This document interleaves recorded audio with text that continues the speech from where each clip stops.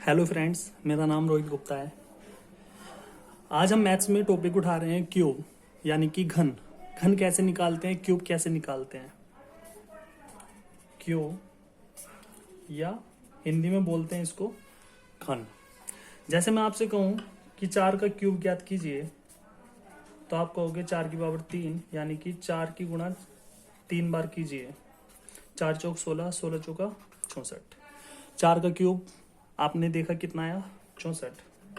वैसे ही अगर मैं आपसे कहूँ 5 का क्यूब ज्ञात कीजिए, तो आप कहोगे 5 की गुणा 3 बार कीजिए। 5 पंजे 25, 25 पंजे 125। देखिए, छोटी संख्या का क्यूब निकालना बड़ा आसान होता है। निकाल तो हम बड़ी संख्याओं का भी क्यूब लेते हैं डिटेल में करके, लेकिन उसमें होता है हमारा टाइम वेस्ट। जैसे मैं आपसे कहूँ कि बताइए 102 का क्यूब क्या होगा, तो आप कहोगे 102 की गुणा 102 से कीजिए, फिर जो भी रिजल्ट आएगा उसकी गुणा 102 से कीजिए। अगर हम ऐसे गुणा करने लग जाएं तो हमारा होता है टाइम वेस्ट, जबकि एग्जाम्स में हमें बचाना है टाइम। तो इसके लिए मैं आपको शॉर्ट ट्रिक बता देता हूँ। जब 100 से बड़ी संख्याएं होती हैं और उसका क्यूब निकालने की हमें ज़रूरत पड़े, तो हम कैसे निकालते हैं, उसके लिए मैं आज आपको शॉर्ट ट्रिक बता देता हूँ। ट्रिक क्या है, जैसे मैंने आपसे कहा कि 101 का निकालिए क्यूब। 101 का क्या निकालना है, क्यूब।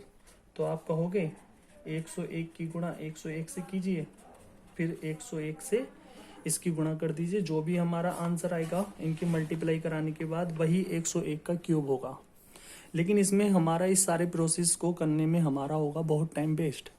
इसलिए मैं इसके लिए आपको एक ट्रिक बता देता हूँ। 100 से ऊपर जितनी भी संख्याएं होती हैं उनका क्यूब कैसे निकाला जाता है कम टाइम में।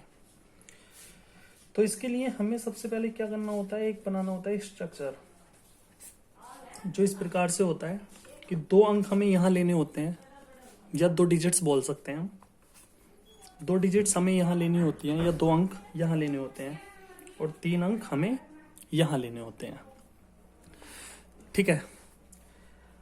अंक या नंबर को तो आप जानते हो, डिजिट्स को, नंबर को तो आप जानते हो। जैसे चलो मैं बता देता हूँ, जैसे कि मैंने आपको एक नंबर दिया 101, इसको बोलते हैं नंबर, या हिंदी में बोलते हैं इसको संख्या। अगर मैं आपसे पूछूं ये वाली संख्या कितने अंकों से मिलकर बनी है, तो आप कहोगे ये संख्या 3 अंकों से मिलकर बनी है, 1 2 3। वैसे ही अगर मैं आपको एक संख्या दे दूं 99, यानी कि 99, और मैं आपसे पूछूं 99 जो संख्या है वो कितने अंकों से मिलकर बनी है, तो आप कहोगे सर वो 2 अंकों से मिलकर बनी है, 9 से और 9 से। तो अंक इंडिविजुअल जो होते हैं उनको बोलते हैं अंक, और जो ज्वाइंट होते हैं उनको बोलते हैं नंबर। ठीक है, नंबर और अंक में फ़र्क पता चल गया। अब मैंने आपको स्ट्रक्चर बताया कि यहाँ पे 2 अंक लेने हैं, यहाँ पे भी 2 अंक लेने हैं, लेकिन यहाँ पे लेने हैं 3 अंक। किस चीज़ के 3 अंक, किस चीज़ के 2 अंक, किस चीज़ के 2 अंक लेने हैं, वो मैं आपको बता देता हूँ। जैसे क्वेश्चन था कि 101 का क्यूब ज्ञात कीजिए, 101 का क्यूब ज्ञात कीजिए। तो सबसे पहले हमारा क्या काम होता है, जो लास्ट के 2 अंक होते हैं, लास्ट 2 डिजिट्स होती हैं, वो क्या है, 0 और 1। सबसे पहला हमारा काम होता है इन लास्ट के 2 अंकों का क्यूब निकालना। और लास्ट के 2 अंकों का क्यूब क्या आएगा, 0 3। इस 0 3 को उठा के आपको यहाँ पे रखना है, यानी कि लास्ट वाले पार्ट में रखना है। काम फिनिश लास्ट वाले पार्ट का। अब ये वाला जो 1 है ना, 1, यानी कि 101 का जो पहला अंक है 1, इसको उठा के यहाँ पे रखना है। फिर यहाँ पे 2 अंक कौन से आएंगे, यहाँ पे 2 अंक कौन से आएंगे, वो मैं आपको बता देता हूँ।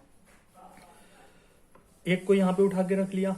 अब ये वाला जो 0 1 है, यानी कि लास्ट के 2 अंक, इसकी गुणा हमें इस 3 से करनी है, इस 3 से करनी है, इस वाले 3 से। क्या आ जाएगा, 0 3। इस 0 3 को उठा के हमें यहाँ पे रखना है, नो प्रॉब्लम। लास्ट पार्ट हमारा कंप्लीट हो गया, फर्स्ट पार्ट हमारा कंप्लीट हो गया, मिडिल पार्ट को अभी हमें कंप्लीट करना है। इसको कैसे करें, अब हमने देखा लास्ट के 2 अंक हमारे क्या थे, इसमें 0 3। इस 0 3 की गुणा हमें करनी है 0 1 से, इस वाले 0 1 से। क्या जाएगा, 0 3, और वो 0 3 यहाँ पे उठा के रख दो। हमारा फाइनल रिजल्ट क्या आएगा, 1 0 3 0 3 0 3। 101 का क्यूब क्या होता है? ये होता है सर। चलिए दूसरे क्वेश्चन पे आ जाते हैं। मैं आपसे कहूं कि भाई बताइए 102 का क्यूब क्या होगा, तो आप कहोगे यहाँ पे 2 अंक आने चाहिए, यहाँ पे भी 2 अंक आने चाहिए और यहाँ पे 3 अंक आने चाहिए। सबसे पहला हमारा काम क्या था कि लास्ट के 2 अंक उठा लो, क्या है 0 और 2, इसका कर दीजिए क्यूब। 0 2 का क्यूब क्या आएगा 0 8, वो यहाँ पे उठा के रख दीजिए। लास्ट पार्ट हो गया हमारा कंप्लीट।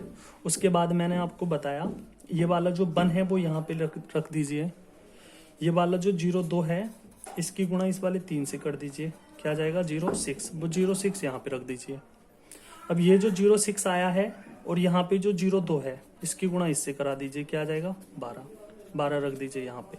तो 102 का क्यूब क्या आ गया 106 1208 आंसर। तीसरा ले लेते हैं, चलो क्वेश्चन।